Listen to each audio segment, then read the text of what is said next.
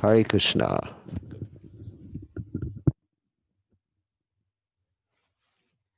think we are ready. All right.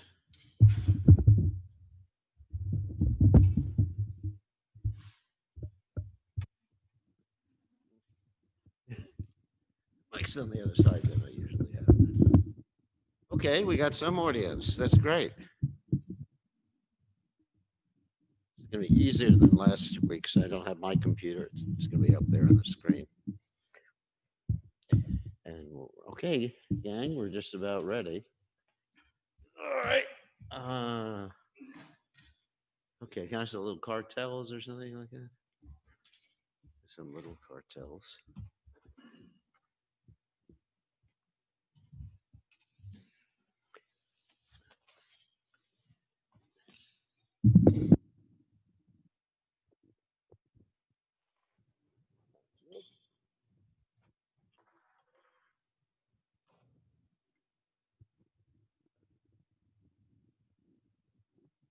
All right.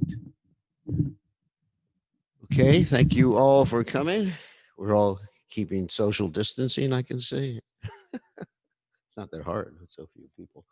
So, actually, we got quite a few people on the internet today. Okay, so thank you all for joining us. Actually, let me send a notice out on my Facebook page or on WhatsApp that I am online so everybody understands.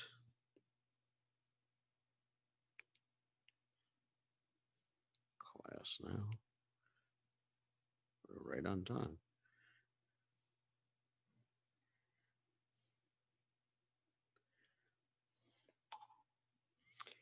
All right. And so today, hopefully, we're supposed to have a little special treat at the end of class. Some expert musicians will be singing some original songs for us. So tune in. Don't tune out.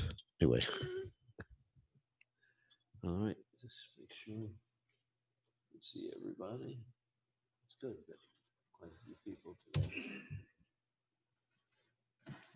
Don't worry about that. Get your boost.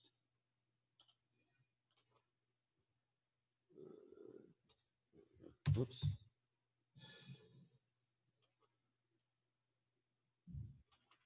Oh, turn that off. Don't worry, it's still on the internet. That's just the screen. Okay. First, we will chant Jai Radha Madhava. Ha. Jaya Radha Madhava Kunya Bihari.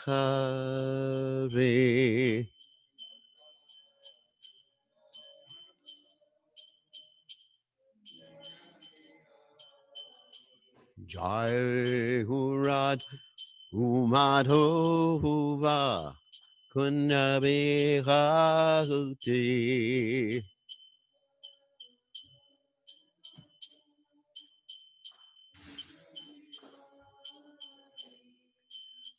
Gopi Jana Malabha Kiri Vadadha Gotve.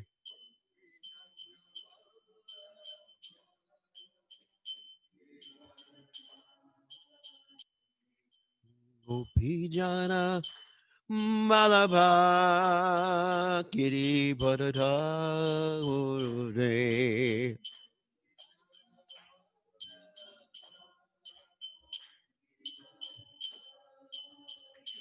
Yasudanandana Brada Jano Ranjana.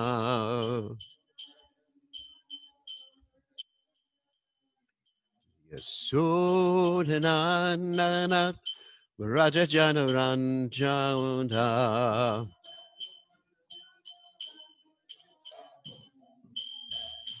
Yamunatira Vanachari.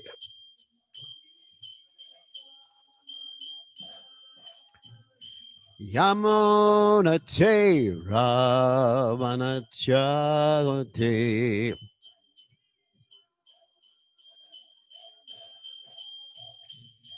Jai Hurad Umadava Kunjabikadvi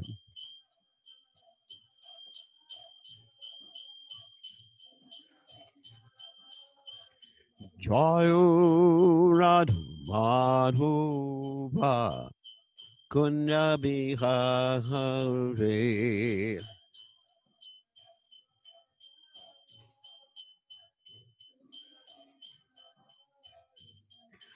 Gopi Jana Vadaba Iri Bharadari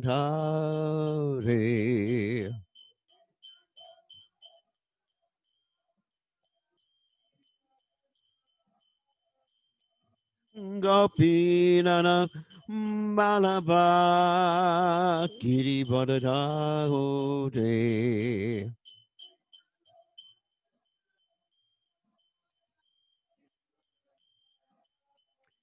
Yasodanandana Rajajana Ranjana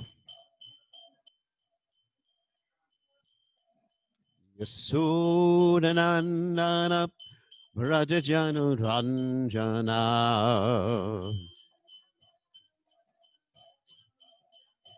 Jamuna Tera Banachari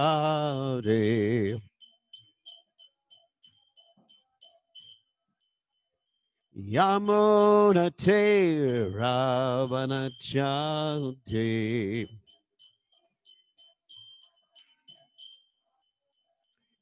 Jai Hurat Umadava Kunabihati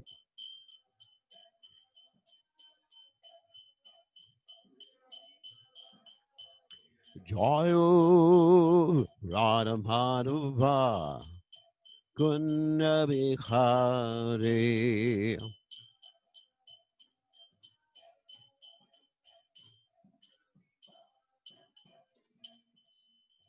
Jai Om Vishnupad Paramahansa Paravaticharya All Sutsara Sutashi Shimad His Divine Grace Abhaya Charanada Bhaktivedanta Goswami Srila Prabhupada Ki Jai Iskan Founder Acharya Srila Prabhupada Ki Jai Anantakoti Vaishnav Vrinda Ki Jai Namacharya Srila Haridas Thakur Ki Jai Rem say Kaho Shri Krishna Chaitanya Prabhu Nityananda Shadway Gadadha Shivasadi Gaur Bhakta Vrinda Kijai Shri Shri Radhakrishna Gopi Gopinath Shaim Kund Radhakunda Giri Govardhan Kijai Vrindavanam Kijai Maturadam Kijai Jagadasami Kijai Yamunamai Kijai Shimati Tulasi Devi Kijai Samaveda Bhakta Vrinda Kijai Gaur Premananda Hari Hari Bol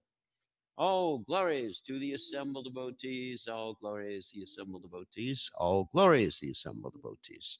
All glories to Shri Guru and Go Ranga Shila Prabhupada Ki Jai. Nama Om Vishnu Padaya Krishna Pastaya Bhutale. Shrimati Bhaktivedanta Swami Namani Namaste Saraswati Devi Gaurani Pajani Nibishesha Shunyavadi Paschatade Shatari. So, Om Magana Timranda Shah Gananjana Shalakaya Chakshur Militam Yena Tasmai Shigurve Namaha. I offer my respectful obeisances unto the lotus feet of my spiritual master, His Divine Grace A.C. Bhaktivedanta Swami Srila Prabhupada, who so kindly opened my eyes with the torch light of knowledge while I was blinded in the darkness of ignorance.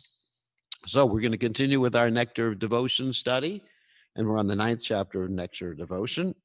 And before that, as we usually do, we're going to recite one of the stanzas. You know how to do that?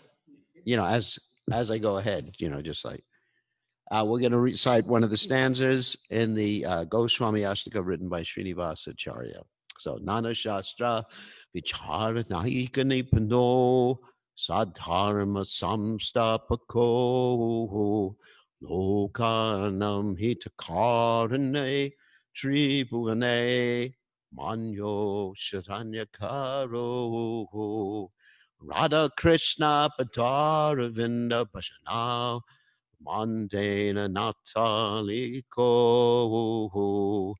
Mande Rupa Sanatano Rakuyago Shri Jiva Gopala Ko.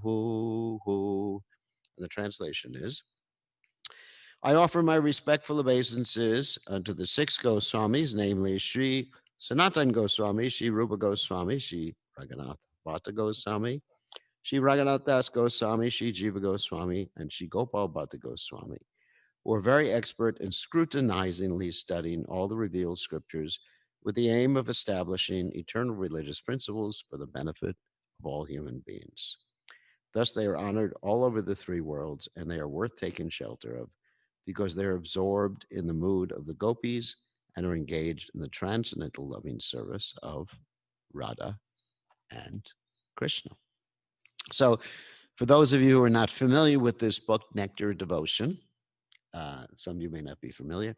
This is a summary study of a book written by Srila Rupa Goswami, one of the six Goswamis of Vrindavan, the initial followers of Sri Chaitanya Mahaprabhu.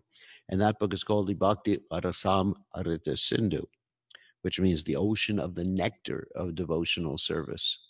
And this book is, as Srila Prabhupada said, the law book for the Krishna conscious movement. Law book meaning gives general directions on how to execute bhakti, not only how to execute bhakti, but what to expect as one advances in devotional service. You know, because there's different stages of bhakti. There's initial faith, ado shraddha tata sadhu sangota bhajana kriya.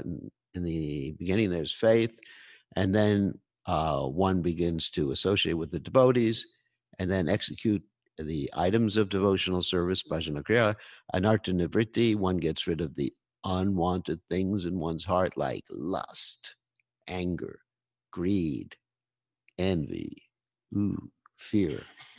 So, anybody who's free of those things, please raise your hand now. No, nobody's raising their hand here. Anyone online?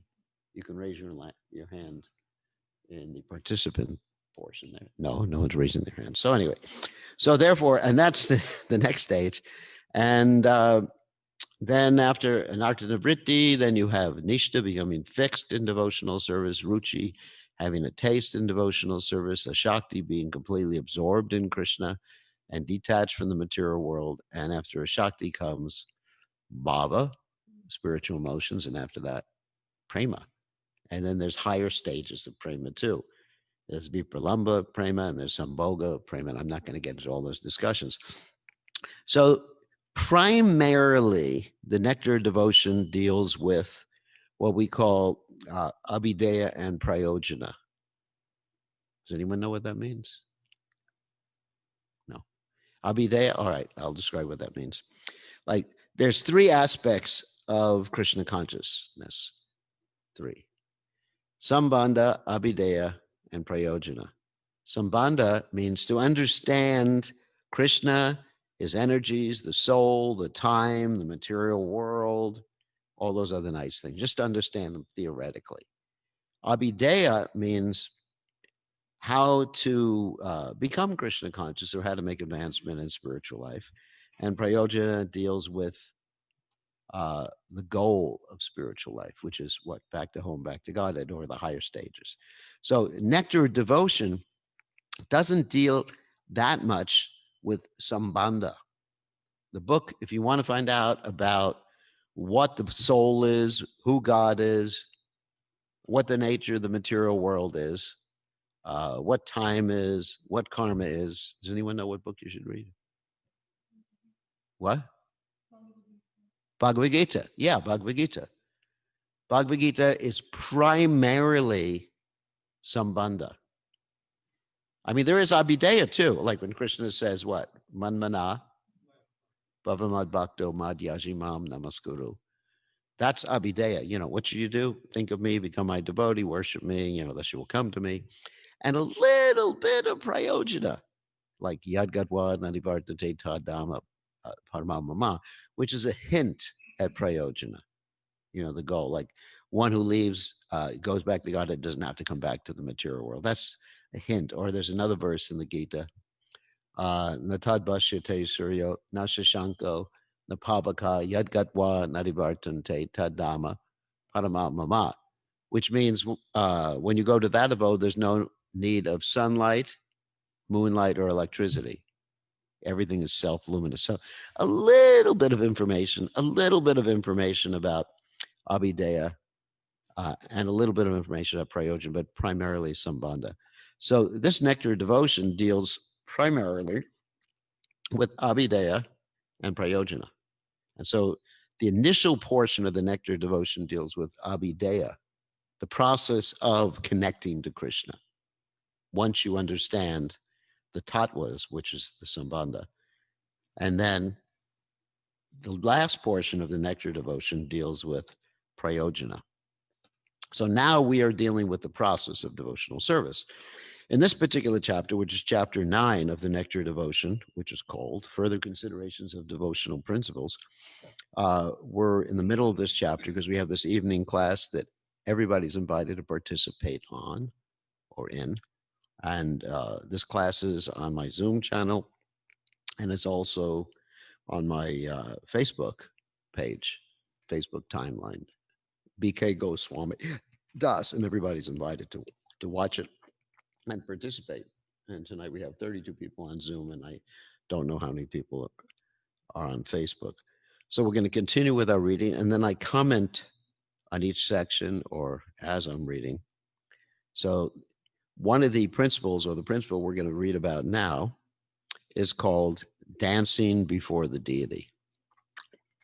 So, and each time there's a recommendation like dancing before the deities made, or any of these recommendations here in the Nectar of Devotion, Bhakti Rasamrita Sindhu, Srila Rupa Goswami gives quotes from the authorized Vedic literatures to verify or substantiate that particular recommendation. So in other words, he's showing that you just don't pick recommendations for spiritual life out of the air. It has to be based upon Shastra. Shastra comes from Krishna, Dharmam tu Bhagavat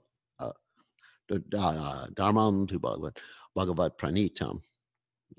Dharmam tu Sakshat Bhagavat Pranitam. So today we're going to talk about dancing before the deity, and we'll continue with this chapter. Dancing before the deity. In the Dwarka Mahatmya, the importance of dancing before the deity is stated by Lord Krishna as follows. And this is also up there on the screen for those of you who want to follow along with us, and also those who are watching on TV can follow along with us. Thank you. Oh, a person who is in a jubilant spirit, who feels profound devotional ecstasy while dancing before me, and who can manifest different features of bodily expression, can burn away all the accumulated sinful reactions he has stocked up for many thousands of years. Pretty interesting. In the same book, there's a statement by Narada wherein he asserts, from the body of any person who claps and dances before the deity, showing manifestations of ecstasy, all the birds of sinful activities fly away upward. Just by clapping the hands, one can cause many birds to fly away. Similarly, the birds of all sinful activities, which are sitting on the body, can be made to fly away simply by dancing and clapping before the deity of Krishna. So one interesting point is one reads this injunction says, they may say, I do not feel like dancing. And usually, if you watch the lower portion of our Zoom thing here and also Facebook in the morning, you'll see that most of the devotees are not dancing. Most of the devotees are just, at best, shuffling because they've just woken up in the morning and they're thinking, okay, I got to come here. This is part of the regulated practice of devotional service, but let me be here with my body, but not with my mind. It's like sometimes you go to class in the university and isn't it your mind is somewhere else? Oh, the teacher speaking? Ever happened? Yeah. Your mind is somewhere else, is with Krishna. That's good. So anyway, so One may think, I don't feel like dancing. What am I supposed to do? But the interesting thing about Krishna consciousness is even if you don't feel like it, if you do it, you will feel like it. It's interesting. Even materially, it applies like that too. What do I mean materially? Well, let's say it's time to exercise. Like before you exercise, I try to exercise every day. The body doesn't feel like doing it. The body feels like, hey, sit down, play with your computer, do something, go on a Zoom conference. We have all these wonderful Zoom conferences that start, isn't it? That's right. Early in the morning, go till late tonight at night because we got to keep up with the people in India and Australia and New Zealand and everything like that. It's just like you're getting a taste of my life now. So that you don't feel like it. But then actually I've seen once I start exercising, you get things rolling. You actually feel like it. And spiritual life is not a material uh, facility or not a material understanding. Spiritual life, when you do it, even if you don't feel like it, you actually feel happy. That's important. You actually feel. Turn the camera around. Hi. So you actually start to feel really happy when you do it, and the point is to get off the mental platform. You do it, or you start chanting your rounds in the morning, or you cook for Krishna, or you take care of Krishna. Just like this morning, I woke up, came to the temple room. I was pretty happy. But then I discovered there was no one who woke the deities up. And I was thinking, what? Where is that person? And then I thought, well, it has to be me now. So I ran into the altar, didn't run into the altar, properly purified myself, went in, and then it was happy. I was meditating on Krishna. I thought, well, Krishna's arrangement. Krishna's made me do it this morning. So sometimes when you do something, you actually begin to understand it. So here, the statement is that if you just make yourself dance, showing manifestations of ecstasy. Now, in the beginning, you may not be ecstatic, but if you show manifestations of ecstasy, I mean, not too much, obviously. We don't want people like screaming, rolling on the ground, and pounding on the floor or something like that. But really, like we've had experience. We have one new devotee, which is not here right now, but who really just gets ecstatic and dances.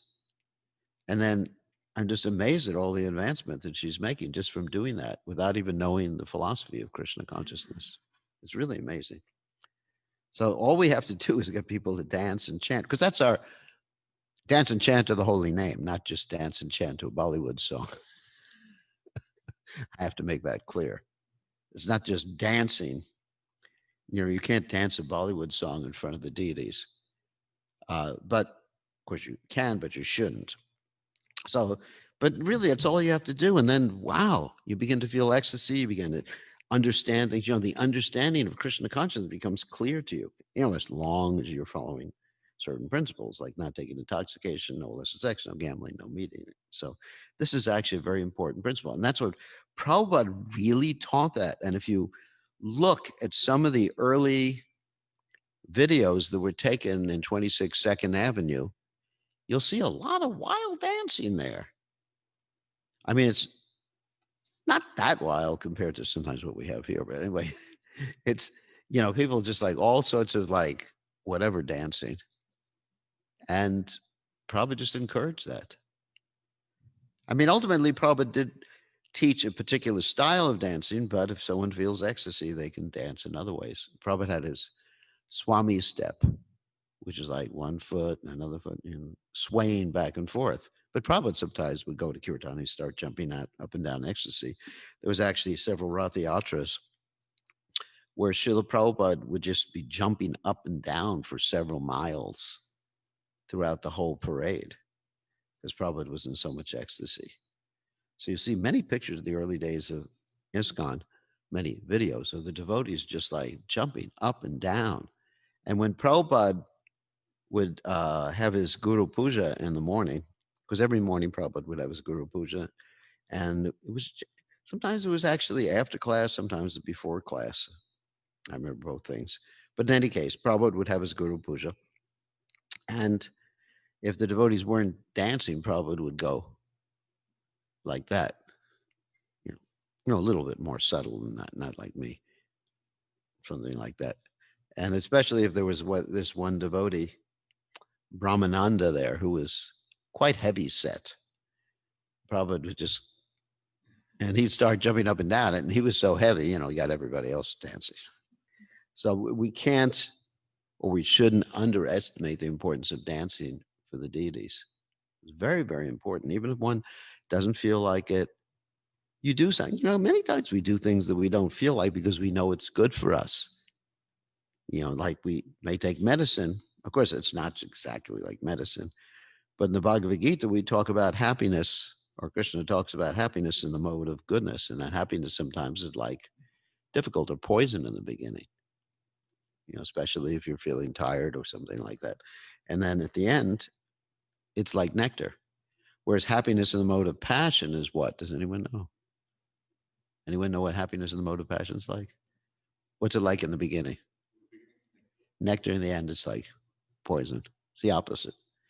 So to get spiritual happiness or transcendental happiness in the mode of transcendental goodness, sometimes it's you got to do something that's takes a little bit of effort.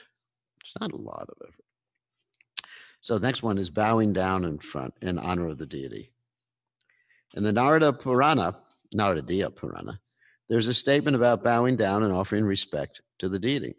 It is said there, a person who has performed a great ritualistic sacrifice and a person who has simply offered his respectful obeisances by bowing down before the Lord cannot be held as equals. The person who has executed many great sacrifices will attain the result of his pious activities, but when such results are finished, he has to take birth again on the earthly planet. However, the person who has once offered respects, bowing down once before the deity, will not come back to this world because he will go directly to the abode of Krishna. So, pious activities, of course, Gita says, what shine punya macha lokam vishanti. After one works out or uses up his pious activities, then he has to go back to the earth planet. It's like, I guess, like pious activities, I was thinking this, is like taking a reverse mortgage on your house. Does anyone know, what a reverse mortgage is? No, most people don't know what it is. That is, many people, when they get old, they are living in their house and they don't want to leave their house to their kids. So they go to the bank and they take a mortgage out, and it's understood at the end of the mortgage, they don't have to pay the mortgage. The bank pays them every month for the value of the house. And then after the bank is finished, the bank owns the house and they have nothing left. And the bank takes advantage of all the increase in value of the house. So it's like that too. Like if one is just like working out his past pious activities, one is enjoying life. And then when the pious activities run out, and you see that even on this Earth planet, let's say, hate to make reference to this again, but anyway, let's say someone gets a very high political position and they're really riding nicely. And then all of a sudden the pious activities run out. And they got the coronavirus and everything goes wrong. It's like that. It's like when your money runs out, that's it. And you got to get back to work. Of course, getting back to work as far as getting pious results means doing pious activities. You can't just like say, hold it for a second. So anyway, so that's the problem with pious activities, but bowing down before the deities is not pious activity. You never use up the benefit you get for worshiping the deities. It's always there. Every time you bow down, it gets put in your eternal spiritual book. Here's the next one.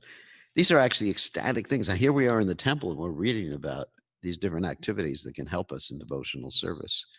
Standing up to receive the Lord.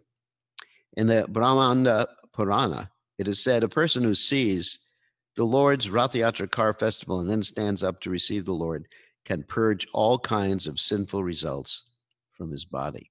Because of course we have Rath Yatra, and in many temples in India they do have the Utsava Murtis, where they take them. And I was talking about this the other day in class that I was in Sri Rangam, and they have these smaller deities of Lord Ranganath, and they have this beautiful, gigantic palanquin. Actually, the palanquin is bigger than this table, and actually 4 times as big as this chair. The seat of the deities, just the seat, and the rest of the palanquin are these giant logs that are like this thick, actually maybe this thick, and they're long, and there's like 10 men or maybe even more carrying them, and they take the deity to different people's homes, different Brahmins' homes, actually, not just anyone's home, to different Brahmins' homes, and the Brahmins make offerings to the deities, and everybody from the city is following the deity. It's a very wonderful procedure. And also sometimes in, where is that? Tirupati, Tirumala, they do the same thing. And they even have these swing festivals for the deity outside, and everybody follows the deity, and they're swinging the Utsava deity. Uh, Utsava means like festival, festival deity. So following the deity. Next one is going to the temple of Vishnu or place of pilgrimage. It is stated in the Puranas, persons who attempt to visit the holy places of pilgrimage, like Vrindavan, Mathura, or Dwarka, are actually glorified. By such transcendent traveling activities, they can pass over the desert of material existence. That's very wonderful. In the Hari Bhakti Sudhoya, there's a statement about the benefit of visiting the temples of Lord Krishna. As we have explained previously, in Vrindavan, Mathura, and Dwarka, the system is that all the devotees take advantage of visiting various temples situated in those holy places. It is stated in the Hari Bhakti Sudhoya, persons who are impelled by pure devotional service and Krishna consciousness, and who therefore go to see the deities of Vishnu in the temple, will surely get relief from entering again into the prison house of a mother's womb. The conditioned soul forgets the trouble of living within the mother's womb during birth, but it is a very painful and terrible experience. In order to make an escape from this material condition, one is advised to visit a temple of Vishnu with devotional consciousness. Then one can very easily get out of the miserable condition of material birth. Now, in many of the holy places in India, here Prabhupada is making reference to Vrindavan. In Vrindavan, you'll see actually all these older people, widows and retired people, just go from one temple to another early in the morning. And in Jaipur, Jaipur is actually a temple city where Radha Govinda, the deities, are situated. Those deities were originally in Vrindavan, and they were taken away to escape from the Mughals who attacked Vrindavan. And you'll see that everybody comes, or basically all the pious people, come to see Govinda in the morning.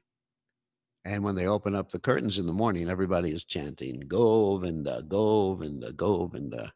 Some of you might have been in Jaipur. I've been there many times. And then they circumambulate the deity. It's very beautiful. And it's part of the king's palace grounds where the deity is. So it's practically a regulated principle that everybody should see the deities regularly. Now, those of you who don't live near the temple can go on the internet. We have our Mangal Arti on the internet, my Facebook page, and also on Mayapur TV. But my Facebook page is actually much, I hate to use the word nicer, but the videography is nicer because the expert photographer zooms in on the deities' faces or on the pictures on the altar. And it's very wonderful to watch that. And you can hear the kirtan and join in and partake in Mangal Arti in your own home, even in these COVID times. So it's important to take darshan of the deities every day. I mean, that's culture. Just like even myself, if I'm going somewhere, I'll go before the deity, before I leave. And when I come back, as soon as I get cleaned up, I'll go before the deity, every day.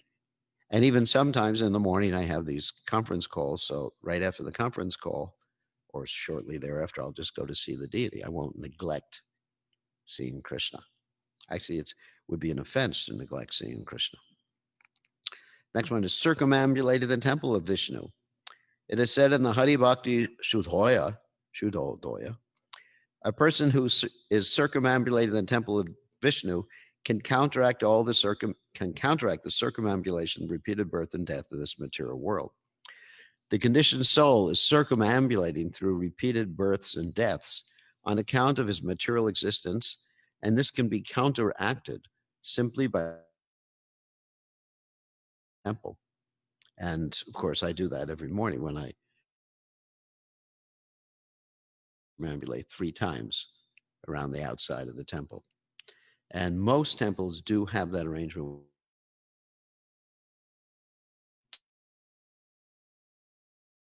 And also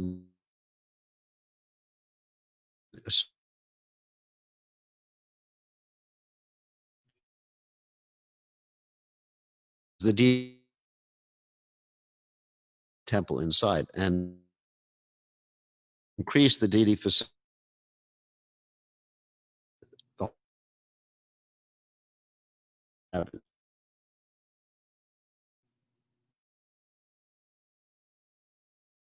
day and take advantage of going around the deity rainfall outside.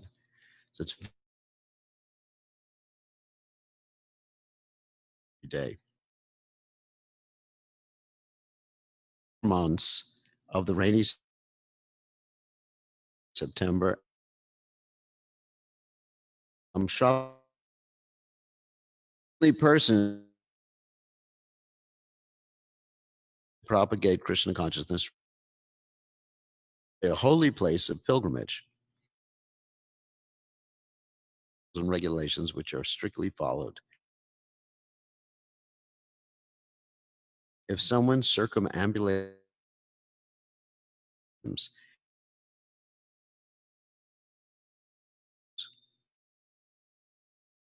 by such circumambulation,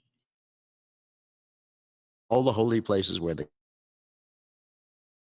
in the regular be service. So these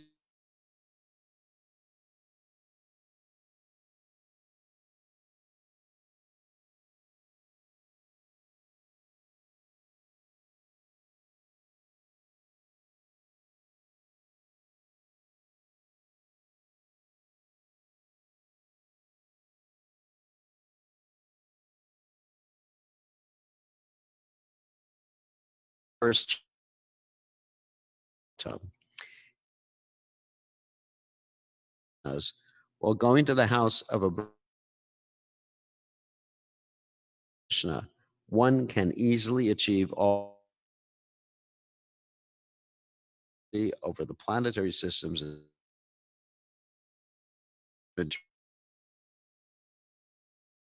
forming the yoga system. And are as follows. Shri Krishna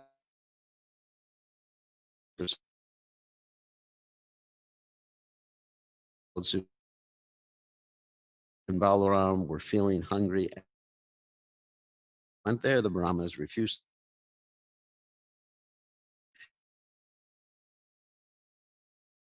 palatable Mahasha also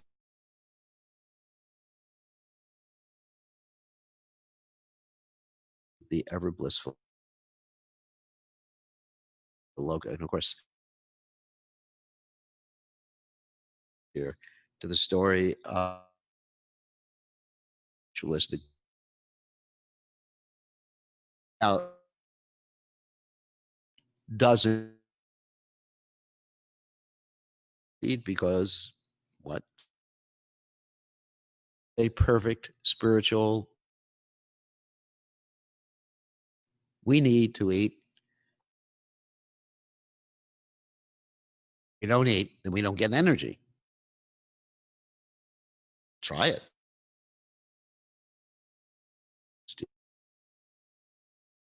It's Krishna our hunger, our stomach start, or mouth, we start. Well,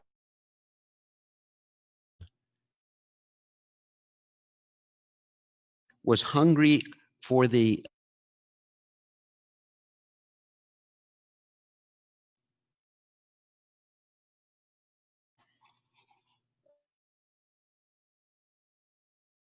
yeah, voice is cutting.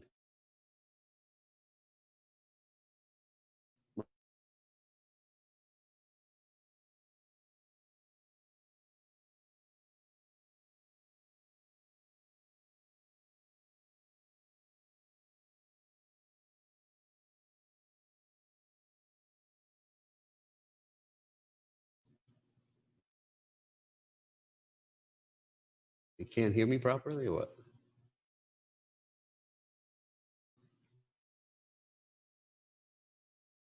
Oh, we may have to so the people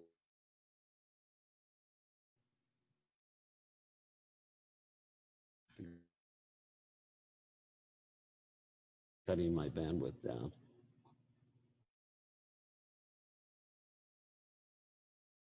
They say Facebook is good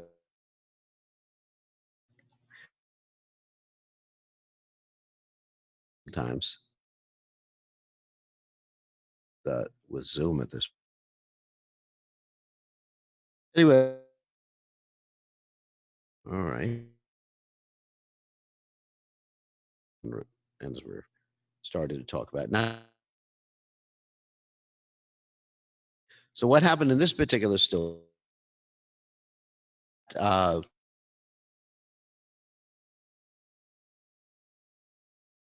is, and, it's the right time. And came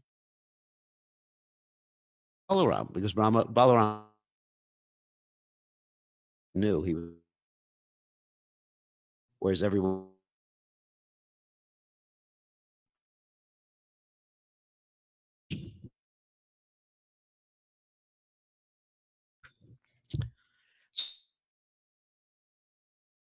to the Brahmanas and the Brahman, and so then the coward knew they ignored us. Brahmanas for the food, and the Brahman he brought the food, not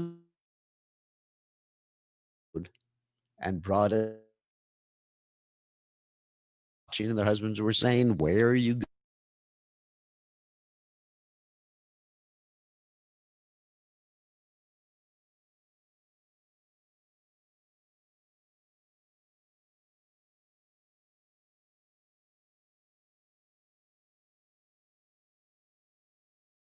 But and also they wanted a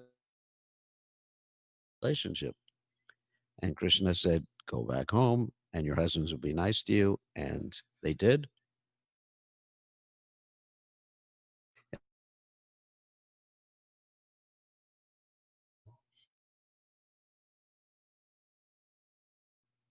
Okay, in service to the Lord. That any person who can arrange for service to the Lord in the same way that a king is given service by his attendants is surely elevated to the abode of Krishna after death.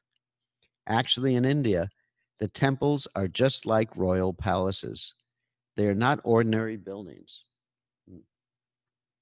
because the worship of Krishna should be performed in just the way a king is worshipped in his palace. So in Vrindavan, there are many hundreds of temples wherein the deity is worshipped exactly like a king. In the Narada Purana, it is stated that if a person stays in the Lord's temple, even for a few moments, he can surely achieve the transcendental kingdom of God. The conclusion is that those who are rich men in society should construct beautiful temples and arrange for the worship of Vishnu, so that people may be attracted to visit such temples and thereby be offered the opportunity of dancing before the Lord or chanting the holy name of the Lord or else of hearing the holy name of the Lord. In this way, everyone will be given the chance to elevate himself to the kingdom of God. In other words, even a common man, simply by visiting such a temple, will be able to attain the highest benedictions, not to mention the devotees who are constantly engaged in the service of the Lord in full Krishna consciousness. In this connection, there's a statement in the fourth canto, 21st chapter, verse 31 of the Srimad Bhagavatam, whereas King Prithu says to his subjects, "My dear citizens, please note that the Supreme Personality of Godhead Hari is actually the deliverer of all fallen conditioned souls. No demigod can perform this act of delivering the conditioned souls because the demigods themselves are conditioned. Hmm. A conditioned soul cannot deliver another conditioned soul. Only Krishna or his bona fide representative can deliver him. The Ganges water, which is flowing down from the toe of Lord Vishnu, falls upon the earthly planet and other planets, and thereby delivers all the conditioned, sinful living entities. So, what need is there to speak of the deliverance of persons who are always engaged in the service of the Lord? There is no doubt about their liberation, even if they have stocks of sinful activities from many, many births. In other words, a person who is engaged in the worship of the deities can minimize his stock of sinful reactions coming from many, many previous births. This process of worshiping the deity has already been described, and one should try to follow these rules and regulations seriously. So here in New Galoka, of course, we follow the rules and regulations, particularly Prabhupada mentioned punctuality and cleanliness, that everything should be very timely and everything should be very punctual.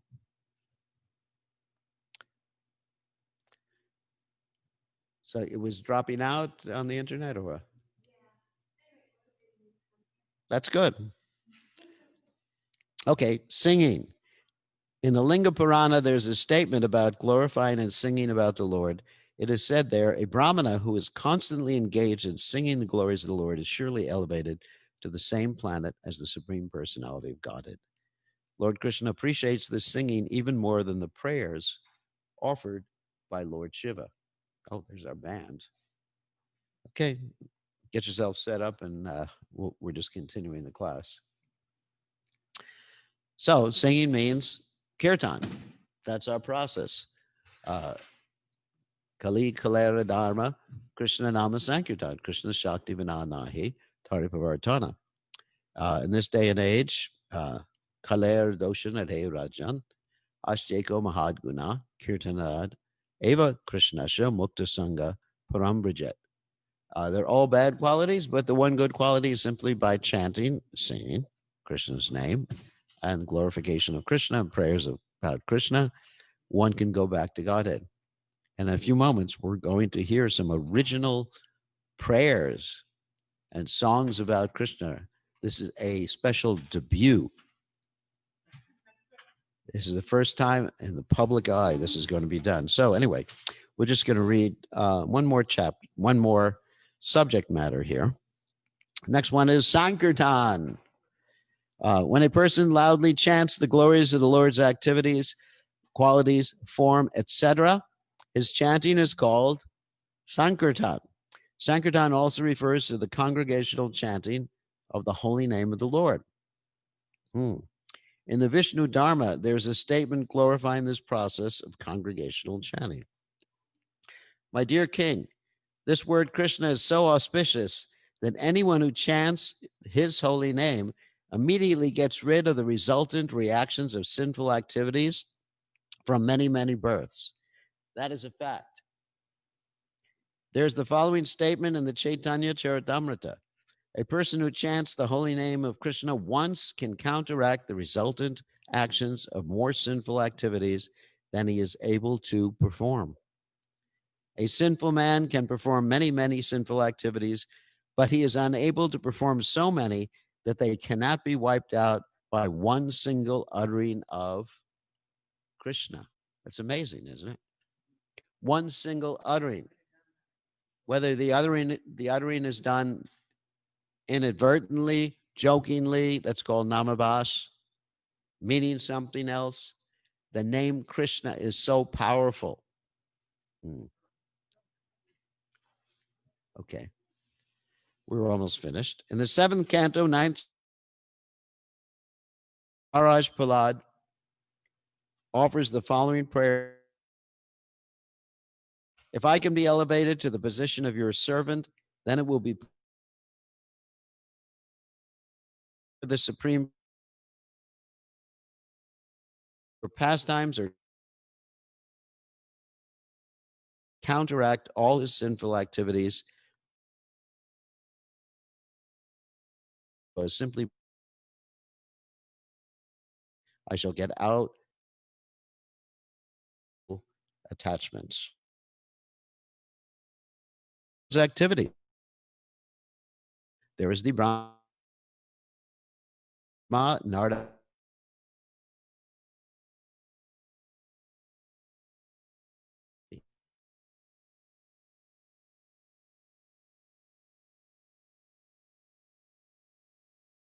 no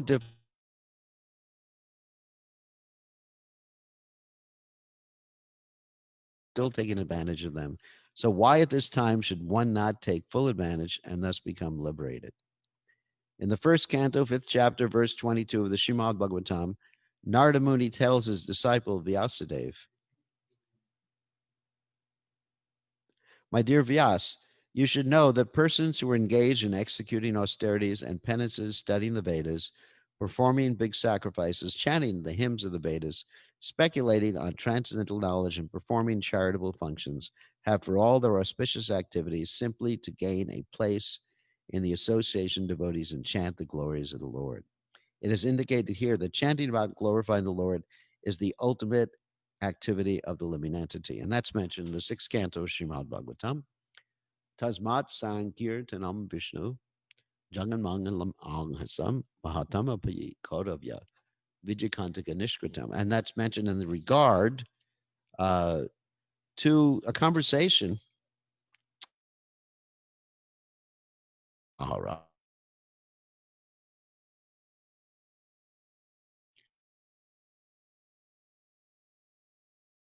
Which they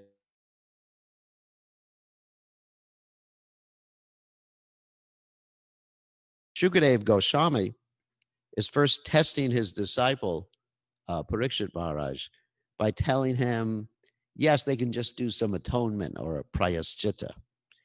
And Parikshit Maharaj refuses to accept this particular explanation. He says, no, it's like an elephant bathing, because when an elephant bathes, Kunja Shoshra, when an elephant bathes, he throws dirt on himself. So if you simply do prayaschita, yeah, you may cleanse yourself, but then you'll do the same stupid activity again, and then you'll have the same reaction. So it doesn't help you in the long run. It's not permanent. And so Shukadev Goswami understood that Maharaj Parikshit had passed the test, because sometimes the disciple will be tested by the spiritual master telling him or her to do something that's not proper. That's an interesting story. One time a devotee approached Prabhupada and said, Prabhupada, I want to take sannyas.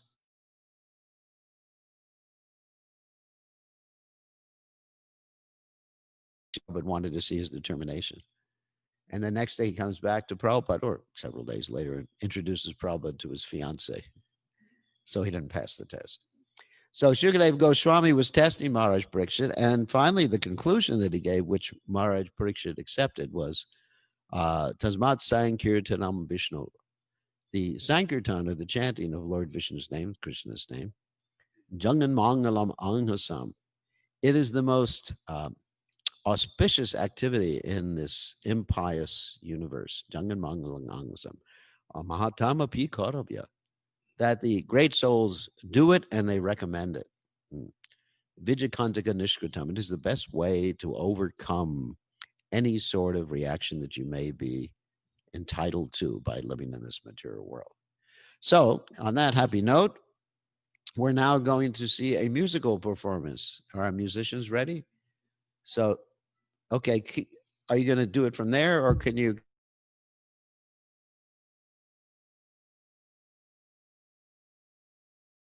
Braja here, and she can turn the camera around, and I'll put the microphone on and the camera. So we're going to have a transcendental musical now. Just want to remind everybody. Addition, Ryan, did you have any announcements? Just remind everybody we're here during the COVID times, and please, if you have the opportunity to sponsor the temple, I know you can't come, or some of you can't come. So if you can at least send some contribution via PayPal and nugaloka108 at gmail.com, or go on our website, a Nugaloka website, or find some other means, or contact Aditya Narayan Prabhu. So now we're going to see a musical performance. So wait a second, let me switch the microphone.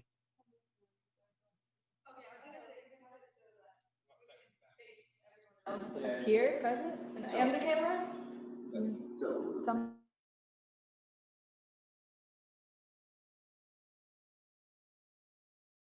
Okay, so we're very fortunate to hear the Nectar devotion. And now we are very fortunate to see an original musical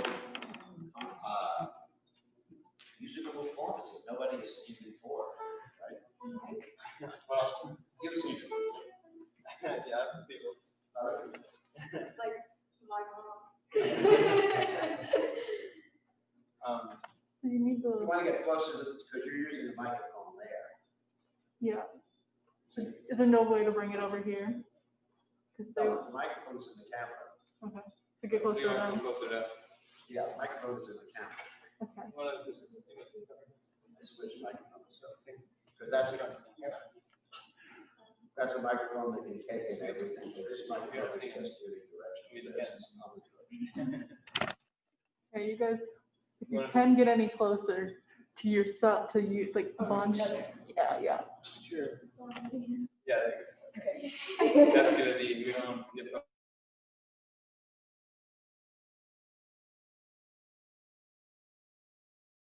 Yeah, that was better. Could you describe what the songs are about? You want me to describe? Yeah. So sure.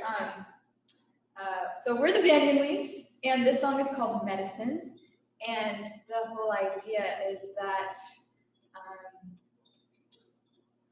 every Krishna's names and instructions are our best medicine for our material condition, and that's really our only solace. And I think that mood kind of comes out in this song.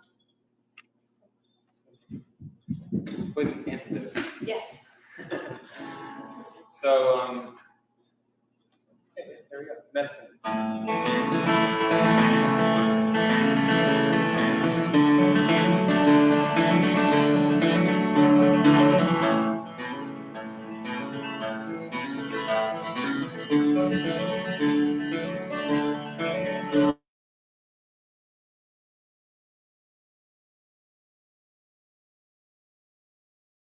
Darkness, I begin to open my eyes to see life's glorious purpose.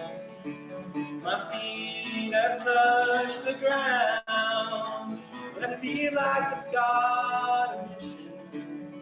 I reach my hands up to the sky, breathe the fresh air into my lungs. It's so good to know that I'm not alone. I'm so self-sure that I'm free. It's so good to be with you every second. It's true that I could never live another day without you. Your words are medicine to my material burden. Your words are medicine that flow into my heart.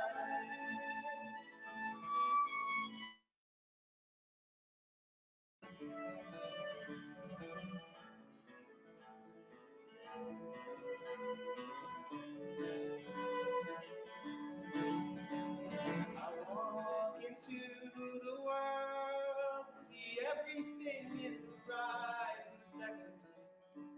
I see all my brothers and sisters, lights and by reflection.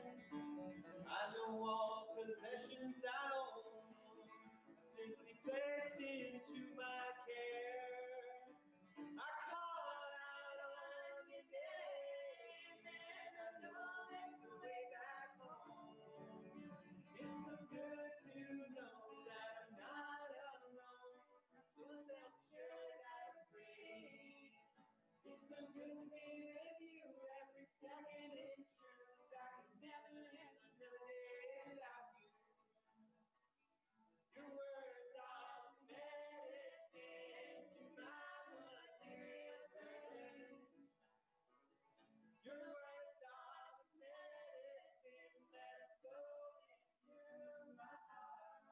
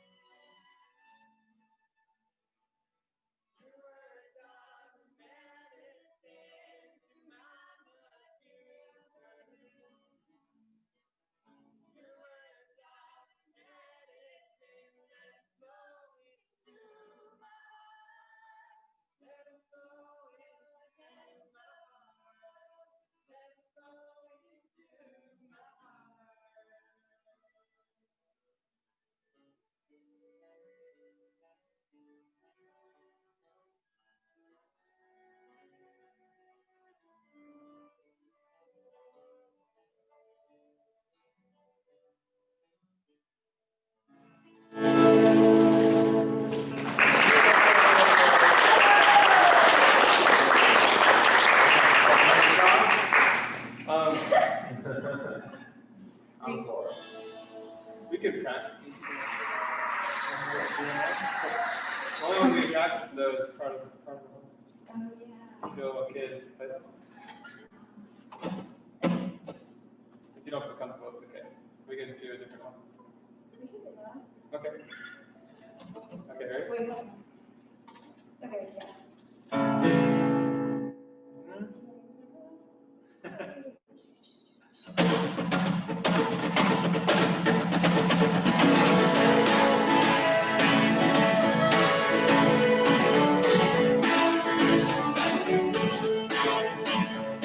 Many thoughts full of water, reflecting the brilliant sun. Even though they all look like little suns, they come from one. Shining in their little pot and think they are gold. The science of the spirit tells we come from the same home.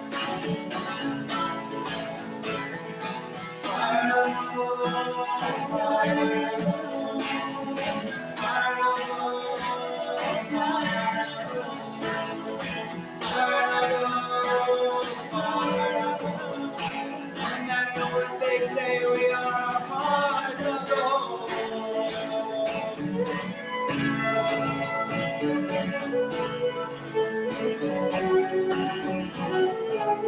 And small intelligence, they were alone in this world. Kept in a pod, when it's broken, merged back with the Lord. That is not the company, you see, we were destined by power. Sketches of the Lord, and unique like every flower. Fire of the Lord, fire of the Lord, fire of the Lord, fire of the Lord. No matter what they say, we are a part of home.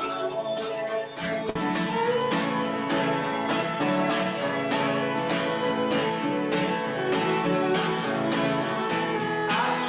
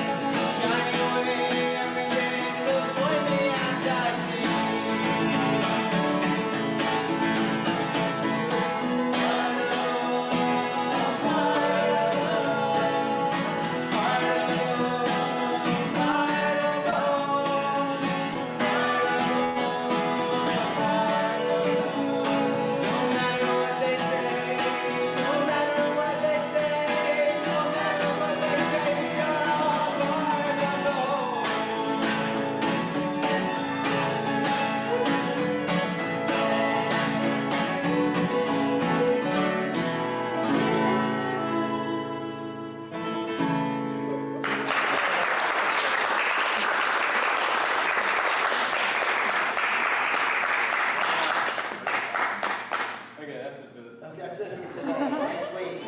You have to come with another song.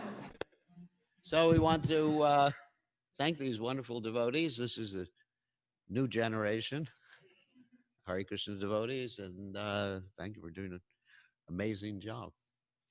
Very inspired. Next week, you're invited too, every week. Come up with new songs. How about that?